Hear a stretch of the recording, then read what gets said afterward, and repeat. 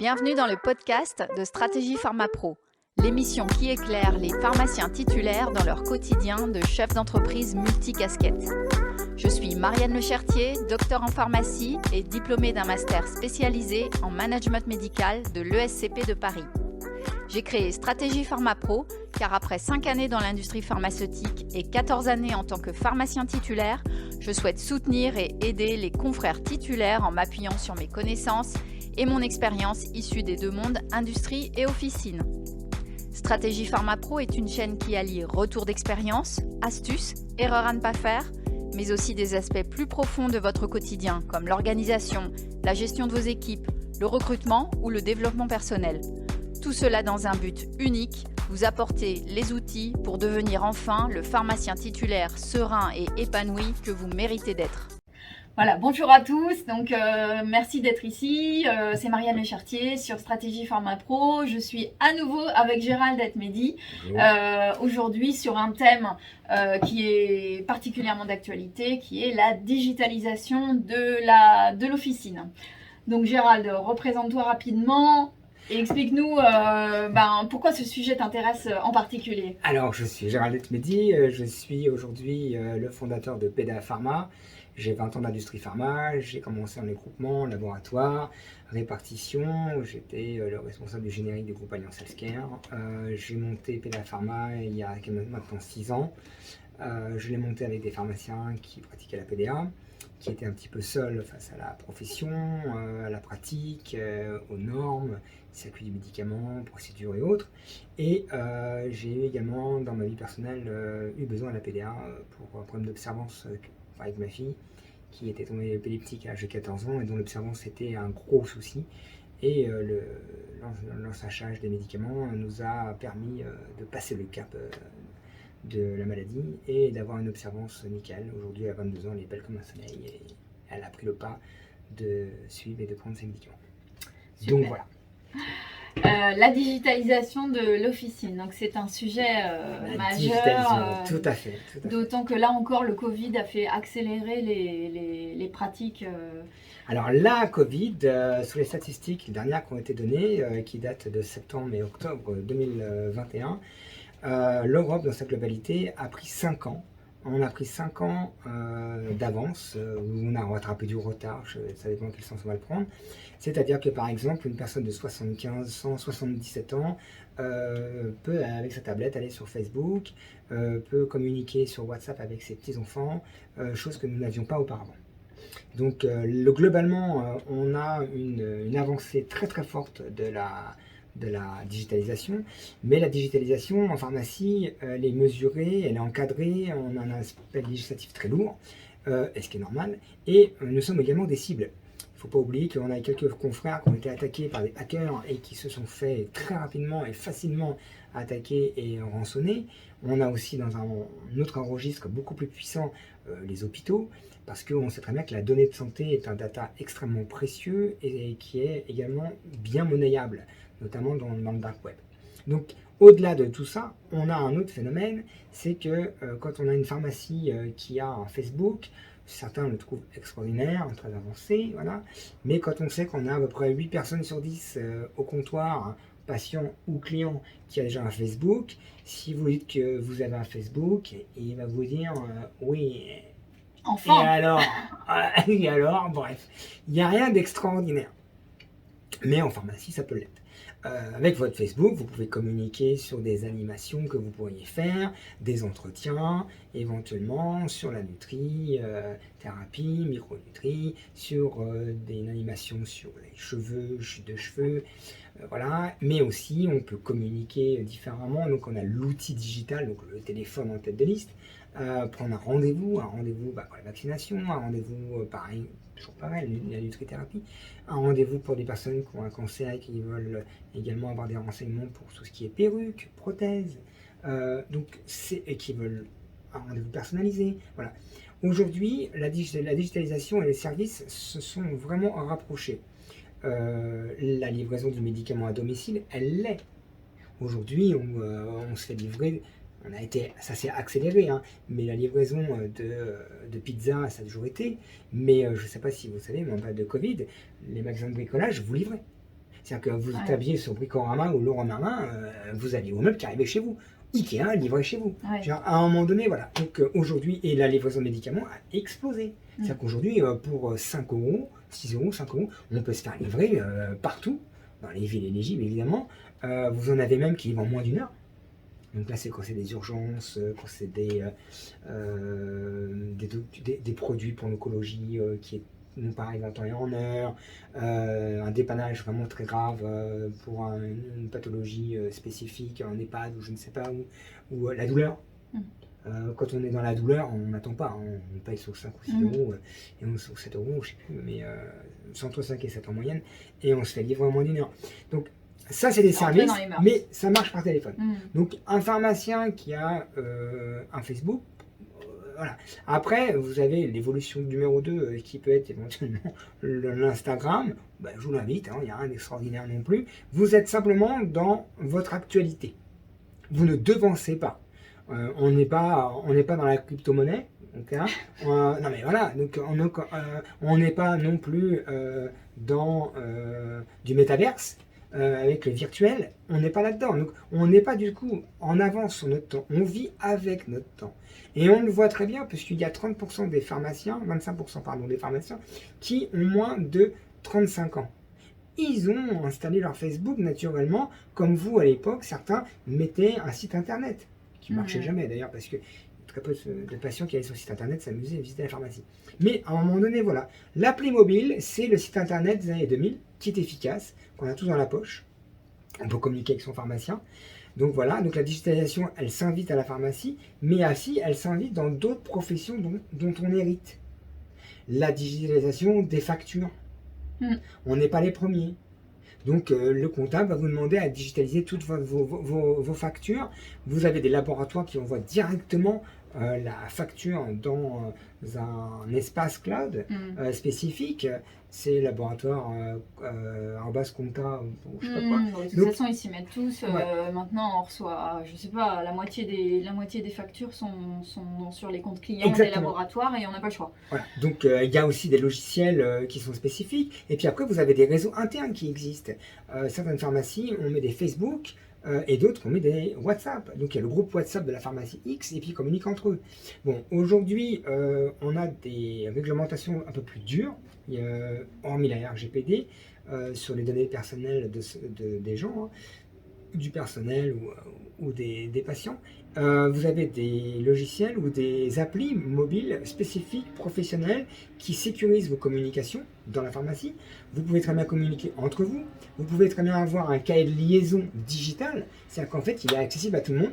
Il n'y a pas de cahier, il n'y a pas de feuille, il n'y a pas de machin. Là. Donc quand vous avez des personnes qui ont des créneaux horaires différents, des personnes qui sont à tiers-temps ou à mi-temps dans la pharmacie, des personnes qui étaient absentes, eh bien on a le cahier de liaison en nous courant de tout suite, c'est pas de souci.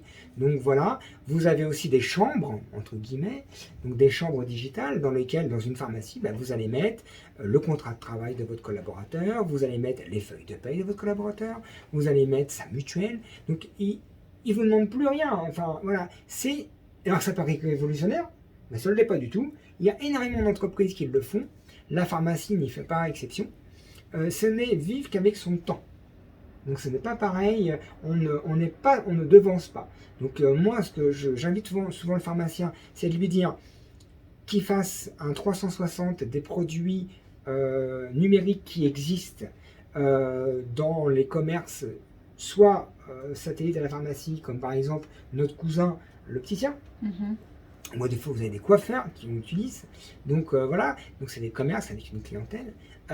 Vous avez aussi des professions de santé, comme les kinés, les infirmières, elles ont aussi leur appli. Il faut le savoir, ça. Donc, alors, ce que tu appelles appli, c'est le compte Facebook, compte Instagram, une page alors, Facebook. Alors, les deux, mon capitaine, elles ont soit un Facebook, soit elles ont une appli mobile d'infirmiers et dans lequel il y a des informations sur des pathologies, des informations qui sont partagées avec un médecin. Ou alors, on peut quasiment prendre rendez-vous avec une infirmière et on voit un peu comme un Uber, on la voit arriver. Ça rassure, c'est tout bête. Voilà. Donc, on choisit cette infirmière-là, elle est moderne, on sait où elle est, elle va arriver. Enfin, voilà. Donc, vous pouvez très bien vous vous ouvrez un compte dans une livraison de médicaments à domicile, et puis le patient voit son pharmacien en train de livrer son médicament.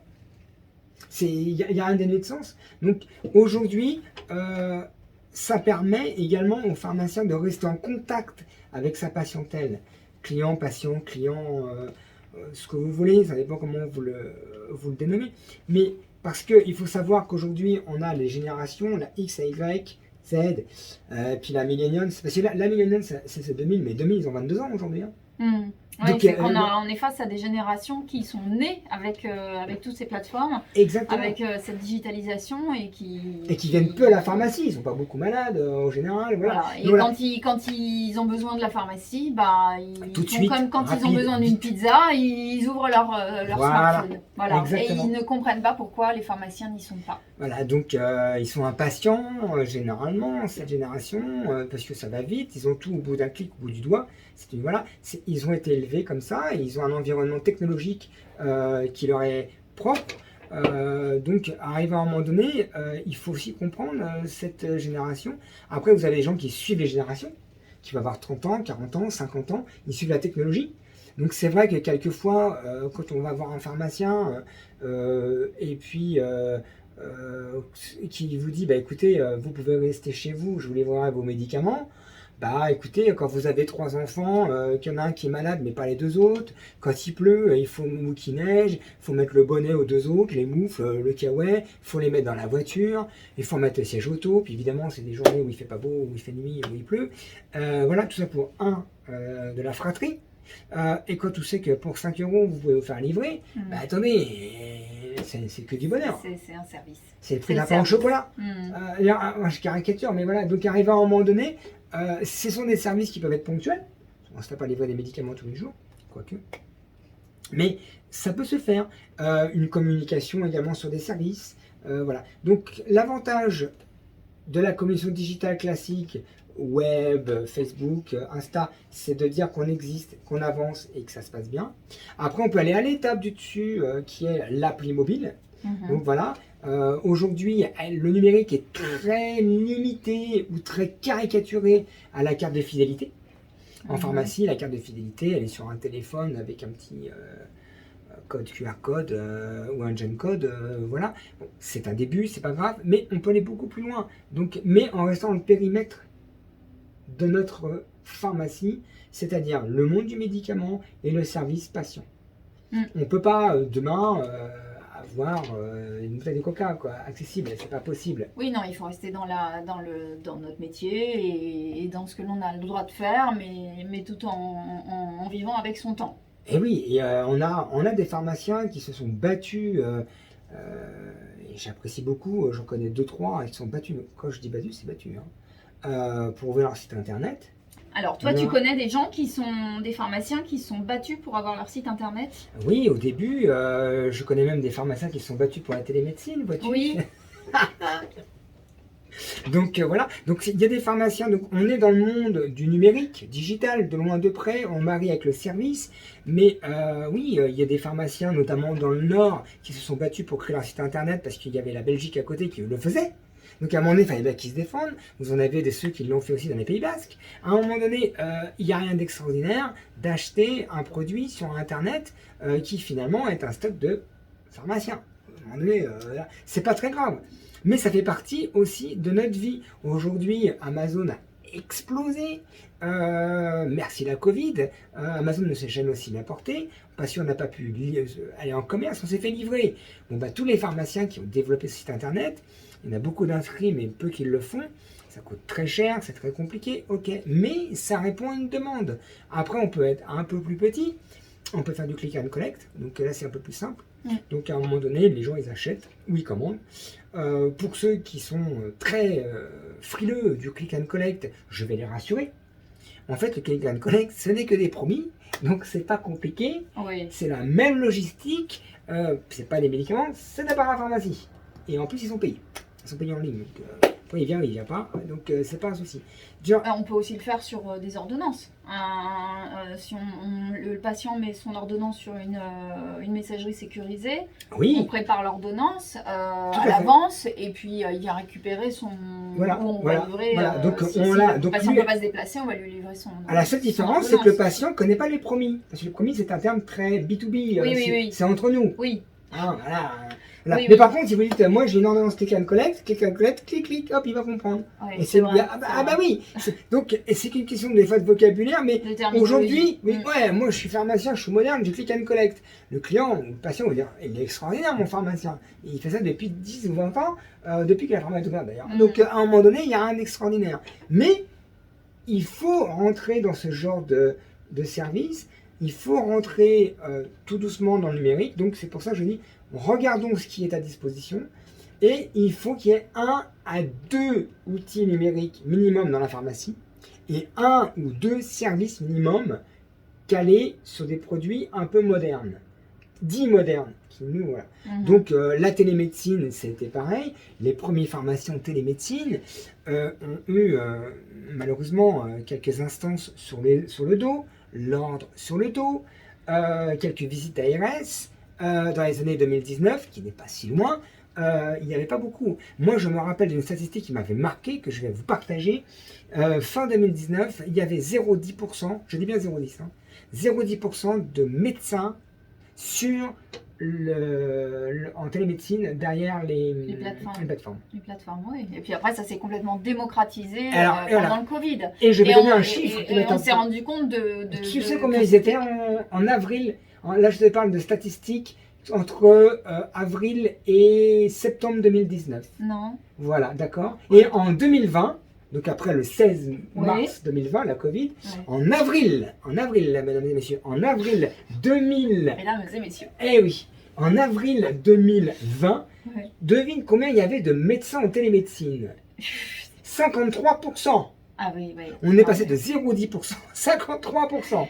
Ouais. Et le solde, c'est 15-20% des pharmaciens qui sont quand même restés en télémédecine, notamment des femmes pour gérer les enfants, comme ça elles peuvent être à la maison, c'est quand même plus pratique. Et puis c'est pratique aussi pour certains patients qui ne peuvent pas bouger de chez eux, ou pour des enfants malades qu'on ne peut pas sortir du lit, enfin ça a un côté très pratique.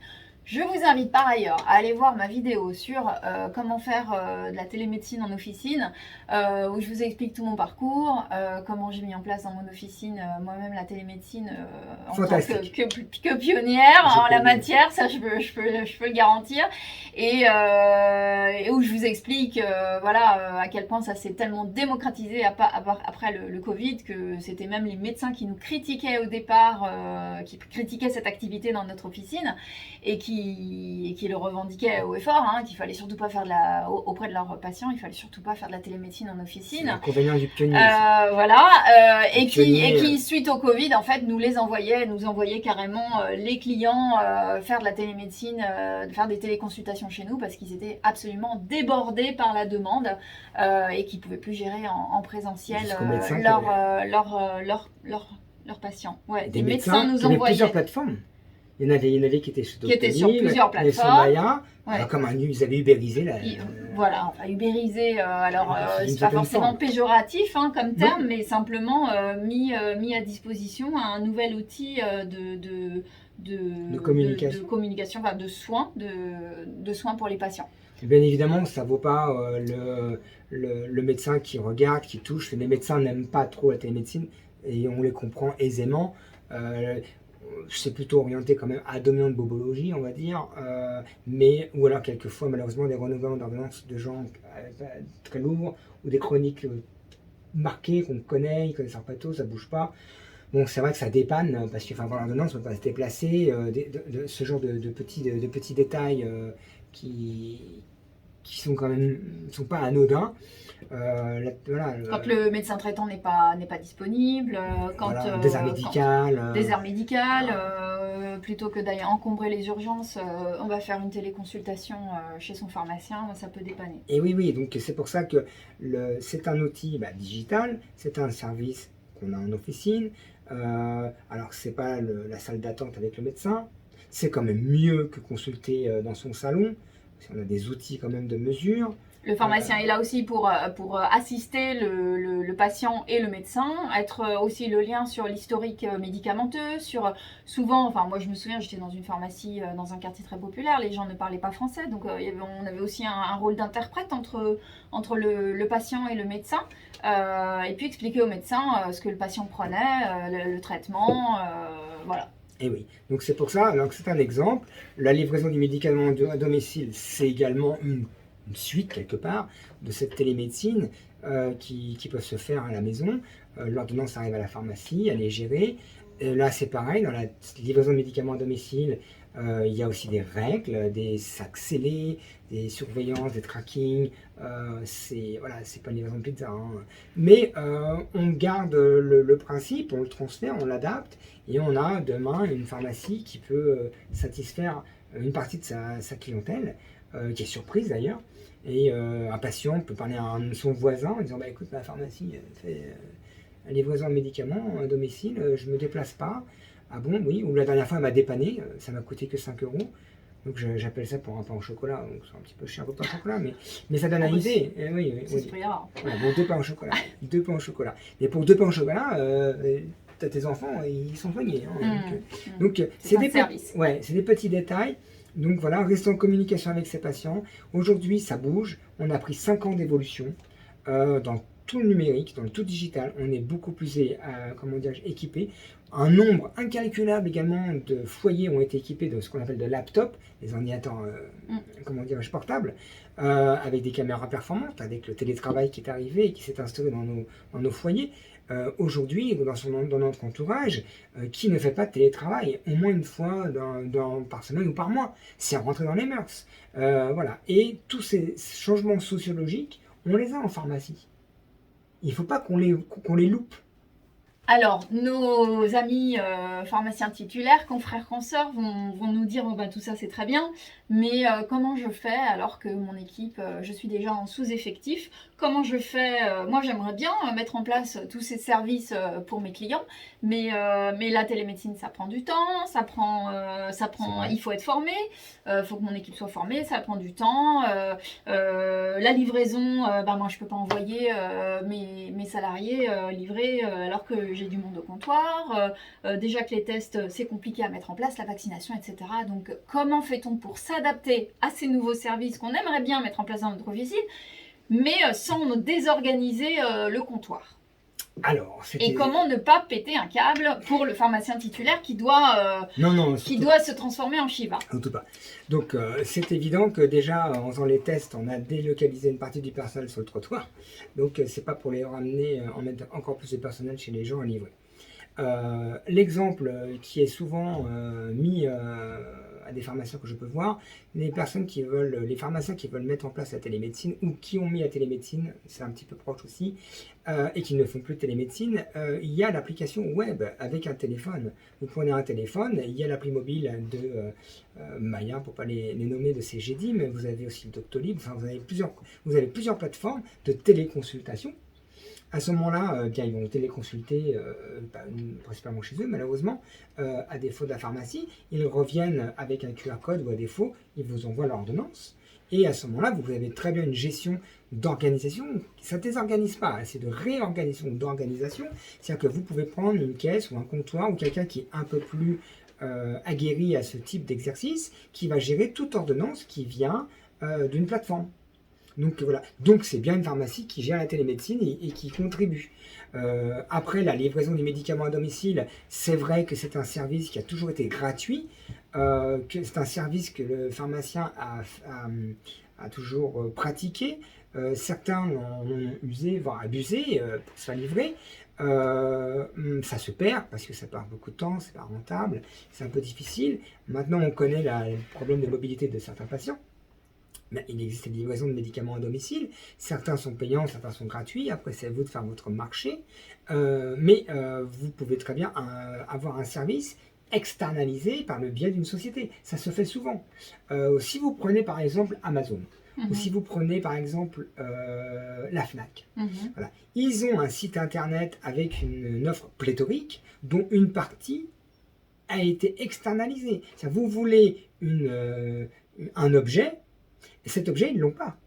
Ils ont fait un accord avec une société et ils leur disent, je prête mon site pour te voir. Donc la société, eh bien, vous achetez ce produit, vous pensez acheter un produit Amazon, que dalle, vous n'avez rien acheté. Simplement, après, il y a un lien qui va à la société, qui, elle, prépare le produit et qui livre pour le compte d'Amazon, par exemple. C'est du dropshipping. Exactement. Alors, la version anglaise, mais c'est ça. Voilà. Donc le dropshipping peut se faire en pharmacie.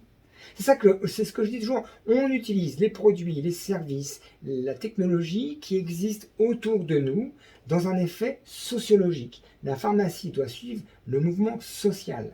Sauf que les produits en pharmacie doivent être stockés à la pharmacie. Alors, quand c'est du site internet. Quand c'est du site internet. Tout à fait. Et voilà, tout à fait. Et il y a toujours aussi que le stock déporté, pas déporté. Alors après, on rentre dans une technicité juridique. Il y a toutes les possibilités aujourd'hui, il y a des ouvertures qui ont été faites, il y a des espaces d'acceptation juridique qui sont élargis, à la fois par le ministère de la Santé et les ARS en période de Covid, qui sont encore restés aujourd'hui, parce que ils ont vu que c'est dans l'air du temps, on ne peut pas revenir en arrière.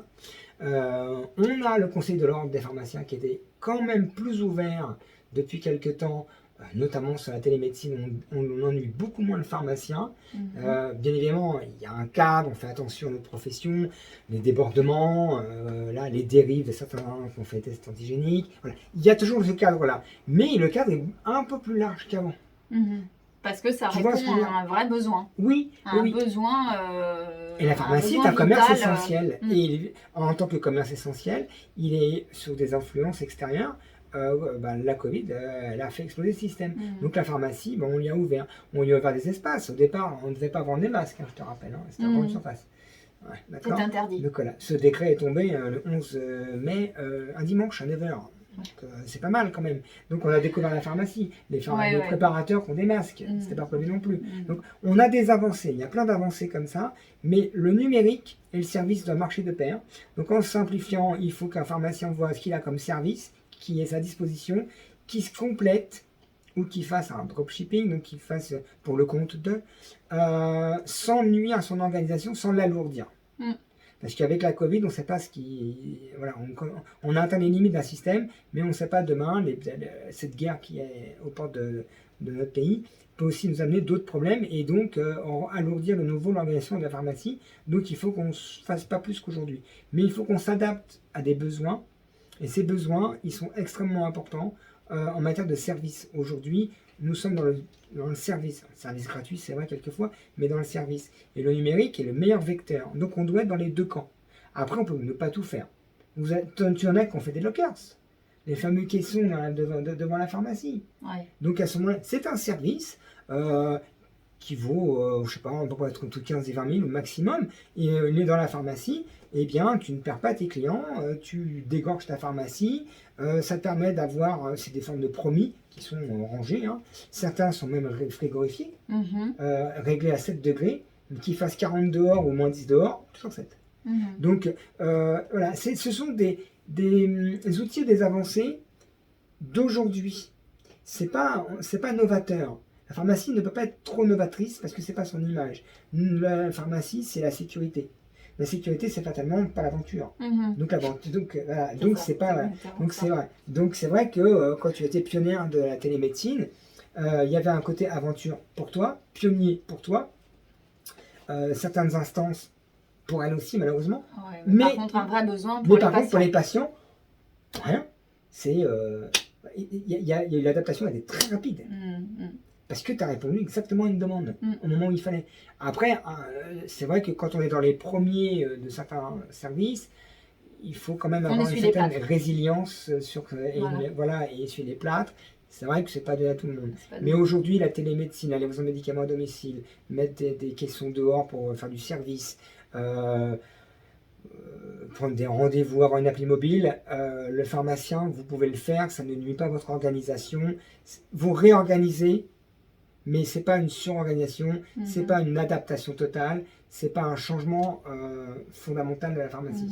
Et puis, n'oubliez pas que vous pouvez le faire payer, le service du pharmacien. Moi, je suis contre le tout gratuit sur le service du pharmacien. Je vois pourquoi. Ça a un coût en organisation, ça a un coût humain, ça a un coût en formation. Voilà, il faut demander à vos patients de mettre la main à la poche. 5 euros, 6 euros, comme tu disais, c'est le prix de 2 cafés. Mais voilà, pour un service qui par ailleurs, de toute façon, les gens, ça les choque absolument pas de payer la livraison pour une pizza, payer la livraison pour se faire livrer leurs courses. Donc, ça doit être tout à fait normal de payer une livraison pour ces médicaments. D'abord parce que si vous faites tout ça gratuit, vous allez avoir une manne de gens qui vont... Il y a ça aussi, c'est qu'il y a un moment, c'est pas gérable. Donc, il faut mettre des limites, et la limite, c'est de faire payer le service aussi. Et ils sont habitués à payer le service, il n'y a pas de souci là-dessus. C'est plutôt un frein psychologique de la pharmacie qui a une tendance à être trop bon, et des fois avec ses patients, ils vont un petit peu trop loin. C'est une époque qui malheureusement se perd sur des services gratuits. Si je fais le pendant, nous avions il y a quelques années un médecin qui était capable de venir à 22h du soir, qui travaillait 12 heures par jour, qui avait sa voiture, qui faisait 60 000 km par an. Bon, ces médecins ont disparu un petit peu quand même, ces médecins où ils se raréfient. Bon, même chose pour les pharmaciens du tout gratuit, les pharmaciens qui prennent sa voiture pour livrer tous ses patients. Ça se perd aussi. On est dans une nouvelle ère, il faut vivre avec son temps. Aujourd'hui, le temps, c'est aussi de l'argent. Au-delà de ça, il y a des investissements que le pharmacien fait. Ces investissements sont faits au profit du patient. Donc la télémédecine, elle doit être payante. C'est entre 5 et 7 euros le service. Quand ça rechigne ou quand vous avez des patients qui lèvent le bouclier, qui ne sont pas d'accord, il faut leur dire oui, mais bon, j'ai payé la machine, je paye du consommable. Quand vous mettez les appareils dans un orifice, l'embout, je l'ai payé. Et donc il faut et puis vous nettoyez la cabine, et puis ça prend du temps à vos pharmaciens, ça leur prend du temps sur le temps au comptoir, sur autre chose, donc c'est évident. Et voilà, de toute façon, je veux dire, vous n'avez pas besoin non plus de vous justifier. Quand ils vont chez le médecin, ils payent leur consultation, donc ils doivent indemniser le pharmacien. Ça me semble tout à fait normal. Et encore une fois, ça limite aussi le tout venant et les abus. Voilà. Les abus. Il faut faire régler une somme qui... la livraison, entre 5 et 15 euros. La consultation, 5 à 7 euros, ça passe assez facilement. 10, ça commence à coincer. Vous avez la PDA, c'est le même système. La PDA au comptoir en ambulatoire, c'est la même chose. Ça va entre 3 et 5 euros par semaine.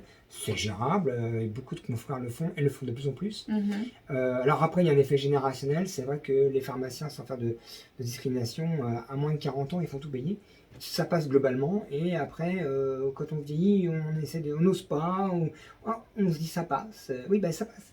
On est un petit peu habitué à payer le service aujourd'hui. Oui, et donc, les nouvelles générations sont habituées aussi. Moi, j'ai été quand même assez frappée de voir que les jeunes, finalement, c'était pas les personnes que ça choquait le plus, comme tu dis. Donc n'hésitez pas à demander quelques euros. Parce que ce sont des services utiles qui se tournent de loin de près à la santé, à la personne. Voilà, c'est pas dénué de sens, et ça passe. Maintenant, tout service doit avoir un prix, parce qu'arrivé à un moment donné, le pharmacien a fait tellement de choses bénévolement que aujourd'hui on n'a pas la notion des services qu'il peut offrir. Donc aujourd'hui il y a un coût. Regardez, l'essence, elle est passée à 2,20, 2,10. Bon, c'est plus cher. Aujourd'hui, je livrais les patients, je ne les livre plus. Maintenant, vous payez votre livraison. Et s'il ne veut pas livrer, il demandera à son voisin, sa voisine, ou gardien d'immeuble de le faire. C'est pas un souci. On ne perdra pas le patient. Le patient comprend. Son actualité est tellement forte. Aujourd'hui, regarde, il ne trouve pas de moutarde. Donc, non mais ça paraît bête. Donc, à un moment donné, il ne trouve pas son litre d'huile parce que c'est trop cher. Il est à 2,10 pour son essence. Donc, on est dans une conjoncture inflationniste, ok, mais malheureusement, des choses exceptionnelles deviennent ordinaires. On nous rentre ça dans le crâne que tout est payant, tout est cher et tout a un prix. Eh bien, il faut surfer malheureusement là-dessus parce que si on ne le fait pas, on va dégrader notre marge, on va encore solliciter nos collaborateurs qui sont déjà au taquet. Et nos nerfs. Et puis voilà, et pourquoi et pour rien. Et pourquoi et pour rien, et d'autant que plus vous ferez payer ces services, plus ça les valorisera auprès de vos clients, et plus vous pourrez les développer, et bien les développer. Voilà, le gratuit, en fait, vous fait rentrer dans un cercle vicieux, alors que faire régler ces services fait rentrer dans un cercle vertueux, où vous mettez plus de temps, plus d'argent, plus d'énergie, vous avez plaisir, plus de valeur, et puis c'est aussi la valeur que vous renvoient les clients qui valorisent en fait votre métier et le métier de vos équipes. Donc, la gratuité, elle a un côté bien évidemment social qui est important dans une pharmacie, puisque c'est vrai que c'est le domaine médical de proximité le plus proche et gratuit, il faut être honnête. Le seul problème, c'est que certains services comme des abus de livraison ou de dépannage de médicaments, aujourd'hui les gens ils vont user en abuser, mais plus. Donc arrivé à un moment donné on va avoir un problème. C'est comme si vous offrez quelque chose de gratuit dans un commerce, vous allez avoir la queue. Donc aujourd'hui, demain, les dépannages, parce qu'après les mentalités ont changé. Ce qu'il faut qu'on comprenne, c'est ça. C'est-à-dire que par exemple dans les années 70 ou 90, quand un pharmacien faisait un dépannage, il le faisait vraiment occasionnellement, il allait dépanner Madame Michu. Et une fois ou deux, bon voilà. Aujourd'hui, si vous faites du dépannage, on va vous le demander toutes les semaines, tous les mois, la même personne, on va vous faire du chantage, si vous ne me livrez pas, je ne viens plus dans votre pharmacie. Enfin, la mentalité a changé. Donc on est obligé de le payer pour se préserver. C'est-à-dire que, et on ne perd pas, contrairement à ce qu'on pense, on ne perd pas de clients. Mais il faut se préserver de toutes ces mauvaises habitudes ou ces coutumes que nous avions auparavant, parce que la société elle a bougé, la mentalité elle a bougé. C'est tout. Et la pharmacie, c'est un lieu social qui évolue au rythme aussi vite que la société. Regarde l'histoire des masques. Ah ouais. Et imposez vos règles, imposez vos valeurs dans votre pharmacie, comme vous le faites pour vos équipes, faites-le auprès de vos clients. Ne vous laissez pas mener par le bout du nez, c'est vous qui imposez vos règles, et notamment de faire des services payants. Exactement. Voilà. Gérald, je te remercie infiniment. C'est moi. J'étais ravie de te rencontrer aujourd'hui et de faire cette interview. On aura peut-être l'occasion d'en faire d'autres parce que avec Gérald, les sujets sont très très vastes. C'est toujours très intéressant. Pas tous les sujets, mais des sujets sur lesquels c'est vrai. Faire des passerelles d'expertise métier à la pharmacie, j'aime beaucoup. Il n'y en a pas 36 000, mais c'est vrai que la digitalisation, on a beaucoup travaillé dessus, j'ai beaucoup travaillé dessus. La télémédecine, comme on disait, c'est pareil. Voilà, c'est vrai qu'on ne travaille pas de la même manière en centre-ville, en désert médical ou en banlieue pour la télémédecine, mais la télémédecine reste la télémédecine, tu vois. Donc voilà, on s'adapte et voilà, donc il y a quelques sujets, je serais ravi de revenir. Tu seras réinvité. N'hésitez pas à mettre des commentaires, plein de commentaires. Allez sur le site de Stratégie Pharma Pro, je vous mettrai tous les liens. Et voilà, et on vous dit bon courage, confrères, consoeurs, haut les cœurs, à bientôt. Au revoir. Ciao.